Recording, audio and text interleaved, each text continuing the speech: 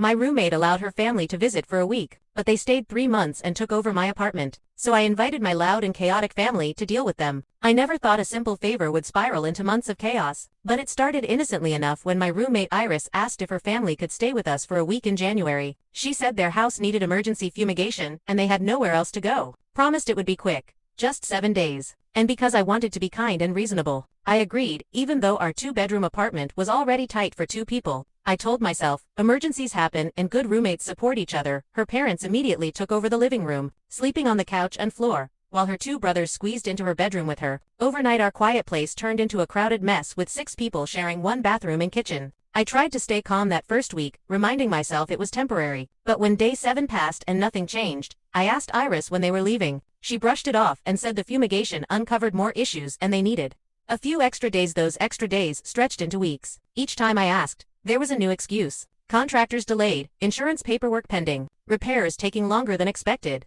By the end of January, I was already exhausted from sharing space with strangers who acted way too comfortable. But I kept swallowing my frustration because Iris insisted it was almost over and accused me of lacking compassion whenever I pushed back. By February, the apartment no longer felt like mine at all. Iris's mom, who I will call Grace, began rearranging the kitchen. She tossed out my spices, claiming they were expired even though I knew they were fine. Her father Melvin sat on the couch all day working remotely in his underwear with the television blaring. And her brothers, Tyler and Lucas, ate whatever they wanted from the fridge and used my toiletries without asking. Every attempt I made to reclaim my space turned into an argument. Iris said I was being unwelcoming and selfish, that her family was under extreme stress and I should be more understanding. I reminded her that I paid half the rent for a 2-bedroom apartment, not a long-term shelter for 4 extra adults. She snapped back, saying I wasn't even home during the day, so why did it matter? What hurt most was how her family started treating me like I was the guest. Grace criticized how I cooked and would physically take over the stove. Melvin changed the channel whenever I sat down to watch something, claiming guests deserved priority. Tyler and Lucas brought friends over late at night and partied until early morning on work nights. And when I complained, Iris accused me of making their situation worse. The truth finally slipped out in early March when Tyler casually mentioned something about their old house being gone for months. I pressed him and realized there was never any fumigation, no repairs. Their home had been foreclosed on long before January. Iris eventually admitted she lied because she knew I would never have agreed if I knew the truth. She said they were homeless and desperate and needed time. I told her, lying to trap me was unacceptable, and gave her 2 weeks to move her family out or I would contact the landlord. She laughed and said they had tenant rights now, claiming that after 2 months they couldn't be removed without a formal eviction. She said she researched the law and knew I was stuck. After that, her family became even bolder, receiving mail at our address and moving in furniture from storage. That was the moment something in me snapped. If they were going to make my life miserable, I decided I would stop making things comfortable. The internet was in my name, so I shut it off. Melvin suddenly couldn't work from home. Tyler and Lucas couldn't game online, and when Iris begged me to turn it back on, I told her overstaying guests didn't get free Wi-Fi. Next, I removed everything I owned from the common areas. My television, streaming devices, kitchen appliances, dishes, furniture, anything that belonged to me went into my bedroom. I started playing loud music at all hours, death metal in the morning, techno late at night, country music looping while I was at work, and when they complained, I reminded them how noise apparently wasn't an issue. Before I also presented Iris with the utilities bill showing 5 extra people worth of usage for 3 months. When she refused to pay, I transferred the accounts into her name since she claimed they were tenants. Suddenly she was responsible for deposits and overdue balances. Tensions were boiling, but they still refused to leave. So, I escalated in a way I knew would hit hardest. I invited my own family to stay for a week. My parents, my sister Emily, her husband Mark, and their 3 kids. I told Iris they needed the living room so her family would have to share her bedroom. She said it was impossible, and I reminded her she made it work before. My family arrived loud and chaotic, instantly filling the apartment with noise, bags, toys, and energy. My mom walked straight into the kitchen and began moving things around without asking, pulling out Grace's spices and reorganizing cabinets. My dad dropped his bag on the couch and sat right where Melvin usually parked himself. Emily's kids scattered toys everywhere and started running around. Tyler and Lucas emerged from the bedroom, frozen in shock as their space disappeared. Dearest dragged me into the hallway, furious, saying this was unacceptable and dangerous. I smiled and reminded her she did the exact same thing to me 3 months earlier. She called me petty. I said I was just being family-oriented. The first night was absolute chaos with 11 people sharing 1 bathroom and barely any sleeping space. Nobody slept well and tempers flared immediately. By morning, Grace walked into the kitchen to find my mom already cooking, cabinets emptied and spices moved again. Grace protested and my mom brushed her off saying she was just making herself comfortable. I watched Grace experience the same violation she put me through. Melvin tried to work at the table but my dad and Mark talked loudly beside him until he finally gave up and left for a coffee shop. The second day was worse because everyone was tired and irritable. Iris looked completely drained. Her brothers couldn't escape the noise. Grace kept shooting angry looks at my mom, and the apartment smelled like too many people trapped together. I pulled my mom aside and explained everything I'd endured for months. She hugged me and said she would stay as long as it took that afternoon. Iris cornered me and offered to start paying utilities and buying food if I sent my family home. I told her that ship had sailed. Nothing short of her family leaving permanently would change anything. Later my landlord called about noise complaints and overcrowding. I told him everything honestly, and he said we were violating the lease. The next day, a formal notice was taped to the door stating Iris was in violation and her family had 7 days to leave or face eviction. Iris accused me of betraying her, said I ruined everything. I told her she created this mess herself. That night the chaos continued with everyone stressed and on edge, but for the first time there was a real deadline hanging over them, and I knew the balance had finally shifted. That deadline changed the air in the apartment almost immediately. Everyone moved differently after that notice appeared. Grace stopped rearranging things and instead whispered urgently to Melvin about phone calls and money. Tyler and Lucas paced the living room with their phones glued to their hands. Iris avoided looking at me entirely and stayed locked in her bedroom most of the day. My family remained loud and present, filling every inch of space and making it impossible for Iris's family to pretend this was still their home. The tension was thick and constant. Like the apartment itself was holding its breath waiting to see who would break first. The nights were the worst. 11 people trying to sleep in a place meant for two turned every sound into a spark. My nieces cried from discomfort. Melvin snored loudly on the floor. Someone was always awake needing the bathroom. Iris snapped at her brothers for stepping on her things. Grace muttered complaints under her breath, while my mom hummed happily, as if chaos energized her. I felt strangely calm through it all. Exhausted but steady, knowing for the first time in months that there was an end coming. The morning after the notice, Iris confronted me again, her eyes red and her voice raw. She begged me to call the landlord and say it was a misunderstanding. She said her parents would be on the street if this went through. I told her calmly that she had 3 months to be honest and chose not to be, that I would not lie to protect her anymore. She accused me of being cruel and heartless, and for once I did not argue back. I simply told her I was done sacrificing my peace for her lies. Grace tried a different tactic later that day. She approached me in the kitchen with forced politeness and said she never meant to overstep, that everything got out of hand because they were scared and desperate. She hinted that families help each other and asked if I could talk to the landlord about extending the deadline. I listened without interrupting and then told her no, that my kindness had already been used up. Her face hardened instantly and she walked away without another word. As the days passed, the cracks inside Iris's family grew wider. Melvin spent more time away at coffee shops trying to work. Tyler and Lucas stayed out late, crashing with friends. Grace made endless phone calls to listings that went nowhere. Every rejection made her more frantic. My family continued their normal routines, kids laughing and parents chatting, unintentionally highlighting how abnormal Iris's situation had become. The contrast was impossible to ignore and it wore them down. In the 4th day, Iris finally broke. She came into my room quietly and sat on the edge of my bed, her shoulders shaking as she cried. She admitted she had no savings, no backup plan, that she thought if she could just get her family inside long enough everything would somehow work out. She said she never expected me to fight back like this. I told her that was the problem. She assumed I would always stay quiet. She nodded slowly like the realization hurt more than anything else. That evening my landlord returned for an unannounced inspection. He walked through the apartment taking photos and notes, counting people and shaking his head. Grace stood stiff and silent. Melvin avoided eye contact. Iris looked like she might be sick. When the landlord finished, he reiterated the deadline and warned that eviction proceedings would begin immediately after if the apartment was not back within occupancy limits. The door closed behind him and the apartment fell into stunned silence. That silence didn't last long. Grace and Melvin gathered everyone together and announced they found a temporary room to rent an hour outside the city. It was small, and far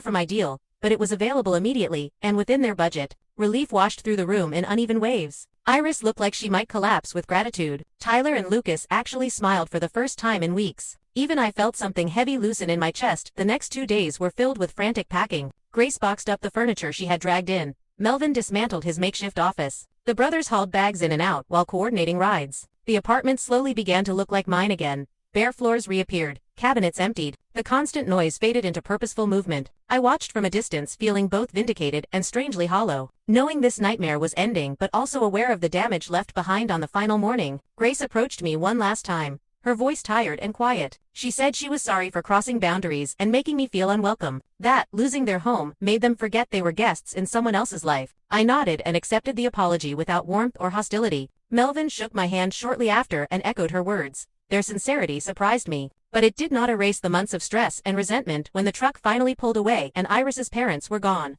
The apartment felt unnaturally quiet. Tyler and Lucas stayed temporarily but kept to themselves. Iris shut herself in her room, and my family packed up and left that afternoon as planned. Once the door closed behind them, I stood alone in the living room, surrounded by reclaimed space and leftover tension. The victory felt incomplete, because while the invaders were gone, the trust that once made this place feel like home was shattered, and I knew the real consequences were only just beginning.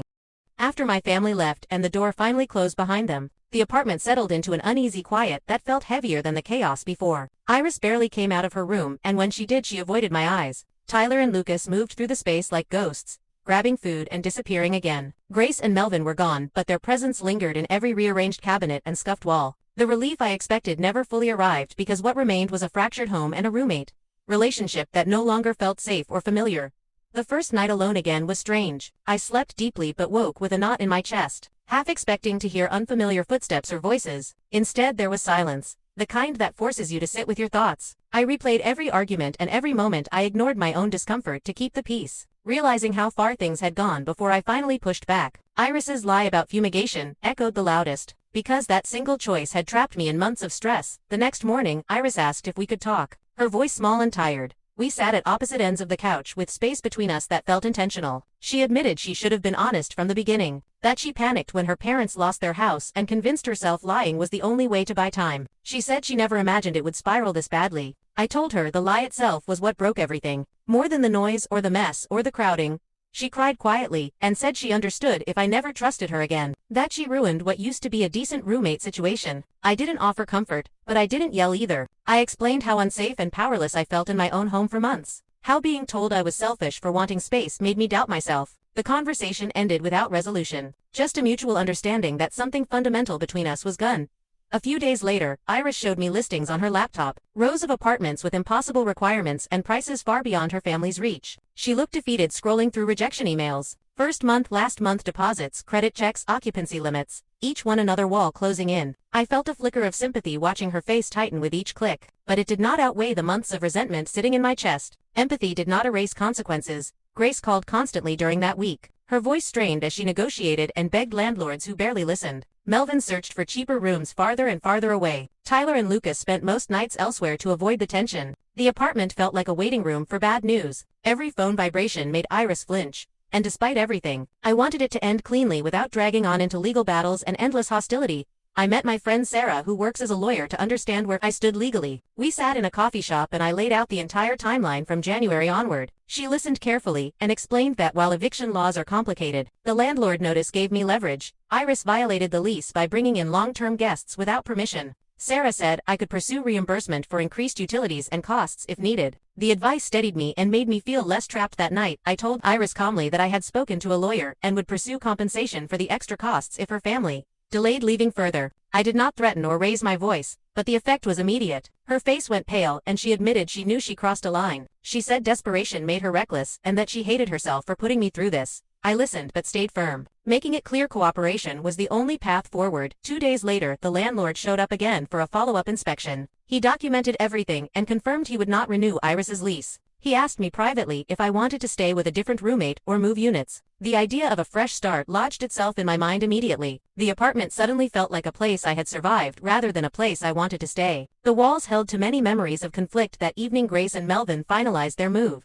The room they found was small and far but available. Watching them load their things, I noticed how worn they looked. Not villains but people broken down by loss and fear. Grace offered a final apology, this time without excuses. Melvin shook my hand and admitted they lost sight of boundaries while drowning in their own crisis. I accepted without forgiving fully, because healing does not follow deadlines once they were gone. Tyler and Lucas announced plans to leave as well. Tyler found roommates across town and Lucas planned to stay with his girlfriend's family. Within a week the apartment was down to just Iris and me again. The space felt larger but emptier. We moved around each other carefully, sharing nothing beyond utilities and silence. The home we once shared was reduced to a temporary overlap. Before separation, I started documenting every extra expense from the past 3 months. Utilities doubled, groceries vanished, internet usage soared. The total climbed higher than I expected and hardened my resolve. I showed Iris the breakdown and she agreed to repay it over time. No arguments, no manipulation, just quiet acceptance. It was the first responsible thing she had done since January, and it felt necessary but not comforting us.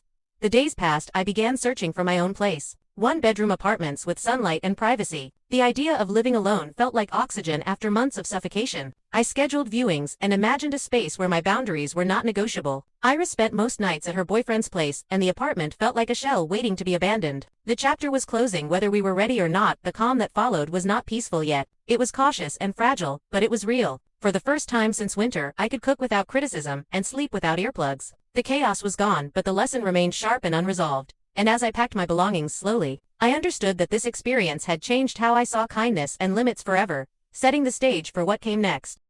Packing became my quiet ritual during those weeks. Every box I filled felt like reclaiming a piece of myself that had been buried under months of compromise and tension. I pulled my dishes out from hiding places in my closet, gathered toiletries I had stashed away to keep them safe, and wrapped books that had been shoved behind clothes to avoid being touched. My bedroom looked like a storage unit slowly emptying itself into labeled boxes, and with each one sealed, the grip that apartment had on me loosened just a little. Iris and I barely spoke except through short text messages about logistics, cleaning schedules, and move-out dates. There was no warmth left between us, only a brittle politeness that made it clear we were coexisting out of necessity rather than choice. Sometimes we crossed paths in the hallway and exchanged a nod. Other times we pretended not to notice each other at all. It felt like living with a stranger who knew all my vulnerabilities. The landlord confirmed my move to a different unit, a small one-bedroom that would be available as soon as our lease ended. The rent was higher, but the promise of solitude felt priceless. I signed the paperwork with a sense of relief so strong it surprised me. It felt like choosing myself after months of being told my needs were secondary. The apartment was across town,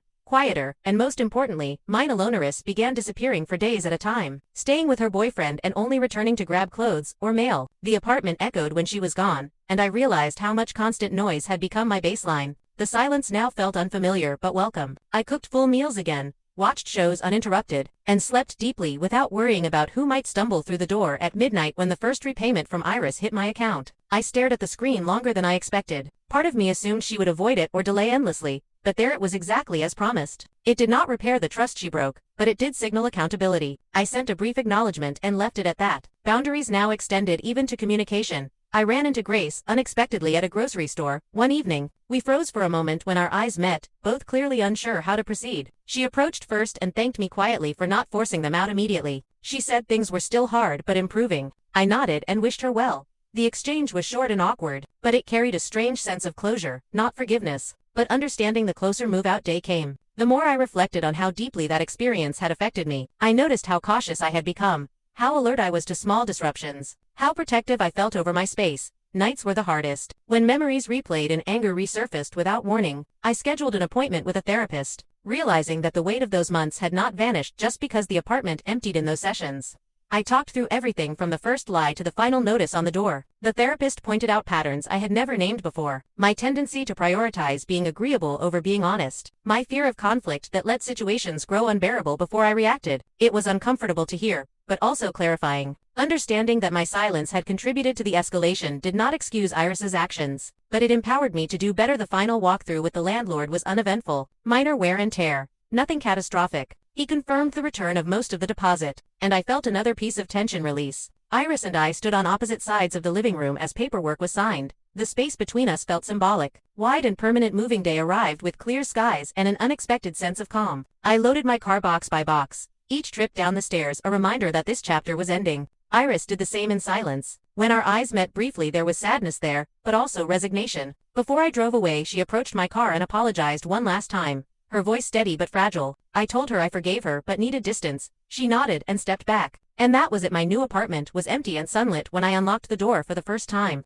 The quiet was almost overwhelming. I stood in the middle of the living room listening to nothing at all. No voices, no television, no footsteps, just stillness. I unpacked slowly, savoring the fact that every cabinet and shelf belonged to me alone, that no one would move my things or question my routines. That first night I slept better than I had in months. The absence of tension felt like a physical relief. Over the next weeks I decorated deliberately, choosing colors and textures that made me feel grounded. Plants by the windows, a rug I loved, photos that made me smile. The apartment became a reflection of me rather than a battleground. Friends visited and commented on how different I seemed. Lighter, more relaxed. They were right. The constant edge I had lived on was gone, replaced by a cautious but growing sense of peace. My mom visited and told me she was proud of me, not for the confrontation, but for choosing myself in the end. Her words stayed with me long after she left. Another payment from Iris arrived on schedule, then another. each one a reminder that while the damage could not be undone, responsibility was being taken. I appreciated that more than I expected. It allowed me to close that chapter without unfinished business lingering in my mind. Time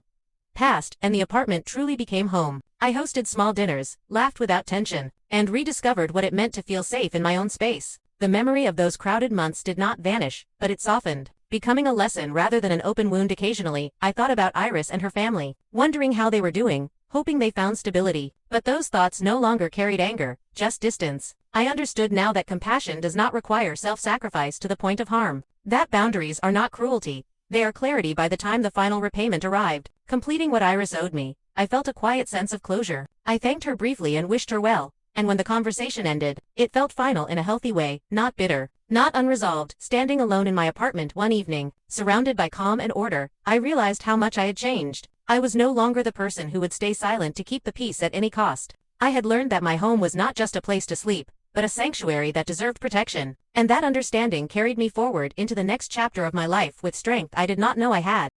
Life slowly found a new rhythm in the months that followed, the kind of steady, predictable pace that feels almost luxurious after prolonged chaos. My mornings were quiet and intentional, coffee brewed without commentary, breakfast eaten without anyone hovering or judging. Evenings became something I looked forward to instead of endured. I came home knowing exactly what awaited me: silence when I wanted it, music when I chose it, and space that belonged entirely to me. The therapy sessions continued and became a grounding anchor. Each week I unpacked another layer of what that experience had done to me. The therapist helped me name emotions I had pushed aside during survival mode: anger that I felt I was not allowed to express, guilt for wanting peace when others were struggling, fear of being seen as selfish for asserting boundaries. Understanding these patterns did not excuse what Iris did, but it helped me forgive myself for staying too long at work. I noticed changes too. I spoke up more in meetings, declined extra responsibilities when my plate was full, and stopped apologizing for having limits. Coworkers responded better than I expected, reinforcing the lesson that boundaries do not automatically lead to conflict. Sometimes they actually create respect. It felt empowering to apply what I learned beyond my home life. My social circle grew stronger as well. I hosted small gatherings where laughter replaced tension. Friends lingered comfortably instead of rushing out. One night during dinner, someone commented on how calm my place felt, and I realized that calm was something I had actively chosen and protected, not something that happened by accident.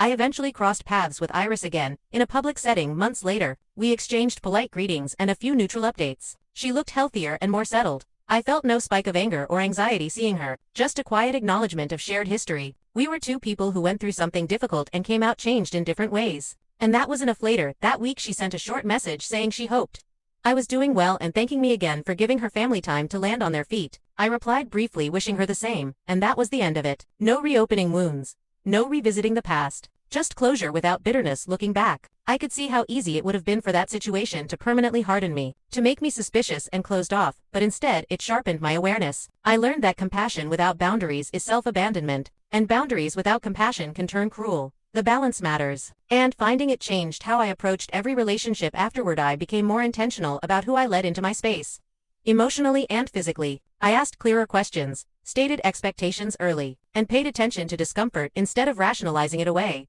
Those instincts served me well, preventing smaller issues from snowballing into crisis. A year after moving into my one-bedroom apartment, my life looked radically different. I had received a promotion that eased financial stress. My home felt fully settled, and I felt grounded in a way I had not before. The fear of someone invading my space again no longer hovered in the background, replaced by confidence that I could handle problems directly if they arose. Sometimes I thought about Grace and Melvin and their sons, wondering if they were still stable, hoping they had found some peace after everything they went through. I recognized that desperation can push people to make terrible choices, but understanding that did not require excusing the harm those choices caused. Holding both truths at once felt like growth. The apartment itself became my sanctuary, a place where I recharged instead of braced myself. I took pride in keeping it exactly how I liked: clean but lived in, quiet but welcoming. It reflected who I was becoming rather than who I had been trying to appease. One evening, as I sat on the couch reading, I realized I had gone an entire day without thinking about that chapter of my life. No replaying arguments, no imaginary comebacks, no lingering resentment.